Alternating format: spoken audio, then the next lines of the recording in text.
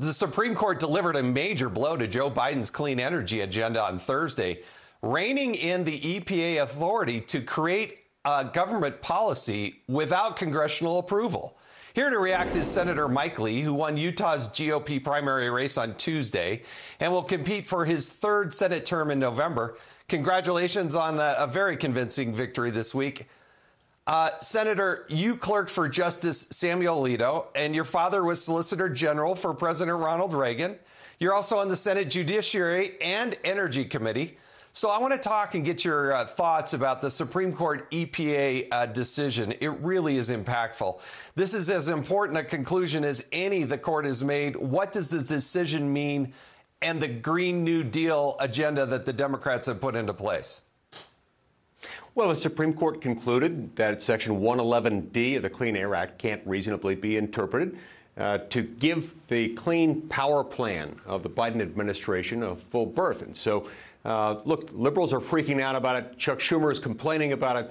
They're talking as though the sky is falling. Really, all the court did was to say that on certain questions that are very significant, such that we call them major questions, you have to have a clear statement by Congress. The court's not going to just read into what Congress has said an intent to allow the EPA to fundamentally remake the American economy.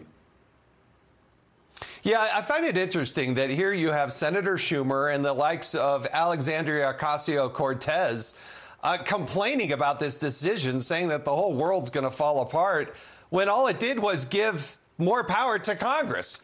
Here's Senator Schumer, first on gun safety, then on abortion, and now on the environment. This MAGA regressive extremist Supreme Court is intent on setting America back decades, if not centuries.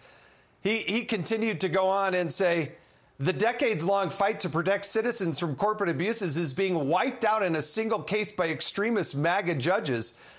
And Alexandria Ocasio-Cortez, who's obviously not going to be outdone on this, she tweeted, catastrophic. A filibuster carve-out is not enough. We need to reform or do away with the whole thing for the sake of the planet. Doesn't get any more dramatic than that, Senator. Jason, this begs the question, why do they hate democracy? Why do they hate allowing people to elect their own representatives to make laws? That's really what we're dealing with here. All they're saying is Congress has the power, if it wants to do things like this, to authorize them. Congress hasn't done that. Congress must do that if it wants the government to act in this way.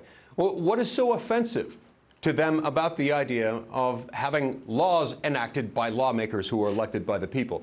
It's as though they hate the democratic process itself. Yeah, it's so curious that Congress usually applauds the court when Congress gets more authority, but in this case, they don't. Senator, you wrote one of the more timely books. I can't believe the timing of this. It's a book called Saving Nine. It's been wildly successful, but you authored this book, and the idea that of Saving Nine is you have the people like AOC and Senator Markey from Massachusetts, Elizabeth Warren, others that are out there saying, look, the only way to do this is to change the court, to pack the court. Transportation Secretary Buttigieg is advocated this. You hear a drumbeat from the left. Why is this so dangerous, and is it really still in motion? You know, I decided to write Saving Nine over a year ago because I could see this coming. I knew what would happen. And I tell the story in Saving Nine of what happened the last time court packing was attempted by President Biden's role model and hero, President Franklin D. Roosevelt. I tell the story about how much damage it inflicted on the American system of government and on the Constitution itself, even though the plan itself failed. It is really wrong for them to try to tinker with the independence of the federal judiciary. As I explained in Saving Nine, the Constitution doesn't work unless you have an independent federal judiciary, and the Supreme Court is pinnacle to that. That's why they want to get rid of it. That's why they want to expand it. They want to expand it so they can make it a political organ, and as I explained in Saving Nine, that would be disastrous. Well, not only do they need to save the nine, but they also need to protect the nine. I mean, the footage that we're seeing outside these Supreme Court justices' homes with their families, their loved ones, their spouse, and the justices themselves, this is against the federal law, is it not? Why is the law not being enforced? 18 U.S.C. Section 1507 couldn't be any clearer on this point. When you show up at the residence of a Supreme Court justice in order to demonstrate, picket, parade, or otherwise do the things that these people are doing, you have committed a federal crime. It is beyond my ability to understand why it is that Merrick Garland and his Department of Justice haven't investigated and prosecuted these crimes. And I hereby call on them to do so. If they're unwilling to do this, they're really imperiling our entire system of government. They need to be held accountable. You know, the U.S. Marshal for the Supreme Court has sent a letter to the states of Virginia and Maryland asking them to pay attention to this and enforce the law. But this is really, it's a federal statute. And there you have federal officers watching this go on, and it is a crime. That's right. It is a crime. And it's telling here that you've got this request being made by a federal official to state officials. Now, I know that Maryland may have such a law. I know that Virginia does have a law analogous to 18 U.S.C. Section 1507. But it's strange that a federal official would have to ask a state official to go and enforce a state law where he could easily make the same request of federal officials. He just knows that that law is not going to be enforced. That's tragic. All right, let's transition to one of the rulings that happened, one of the places where the Democrats scored a victory, which was the Remain in Mexico policy. I know you were very involved in the communication and the negotiation and the ultimate policy that President Trump put into place, a policy that was working, by the way. Now it's gotten reversed. What's going to happen? How do you see this playing out? It's too bad.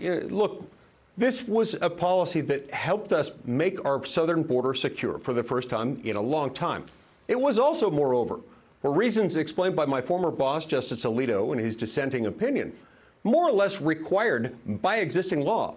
The Immigration and Nationality Act already required a number of steps tantamount to what they did in Remain in Mexico. So I see this as an unfortunate misstep by the court, a missed opportunity to help strengthen our border. And I fear that it could further empower the drug cartels making billions of dollars off of smuggling people into the United States.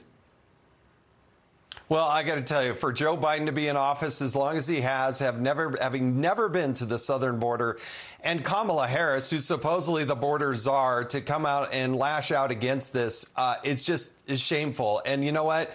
Why aren't we listening to the Border Patrol agents? The Border Patrol agents are the ones putting their lives in line every day, and yet they won't even take a meeting with them. Senator Mike Lee, I wish we had more time. Thank you for joining us on Sunday Morning Futures. Appreciate it. Thank you, Jason.